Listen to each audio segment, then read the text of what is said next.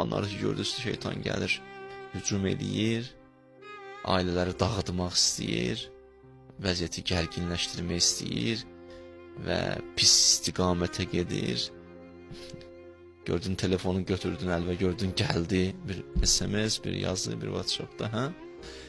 Şeytan bu yandan gəl deyir, narahat olma, belə olmaz, inşallah yaxşı olar, inşallah belə ürəyimi sıxma. Hə? Şeytan da min dənə oyun qurur cavan üçün. O anda bu zikirləri deyə bilərsən. Yusuf bunu deyib. Maazallah. Allah sənə pənah. İnnehu Rabbi. Mənim Rəbbim sənsən. Əhsənu məsvay. Nə gözəl sığınacaqsan sən. 3 dənə kəlmə. Maazallah.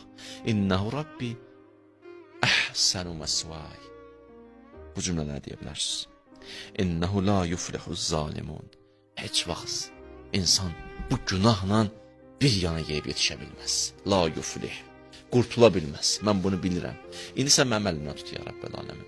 Yusuf bu cümlələrdir. O 3 dənə cümləni deyə bilərsiniz.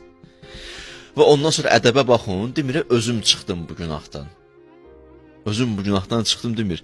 Deyir, və mə uberri'u nəfsi innən nəfsə ləəmmarətun bis-su illə mə rahimə Rabbi. Mən özümü təmizə çıxartmıram ha, Yusuf deyir. Rəbbim rəhm elədi mənə və bu günahdan qurtuldum. Bu da bir danışıq üslubu.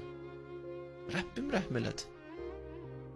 Fikir versən, onu da adam görə bilirsən də bəzi vaxtlar. Bəzi vaxtlar bir günahı heç etməzsən, heç günaha qarşı qəlbində şövq də olmaz. İstəməzsən də o günah eləyəsən.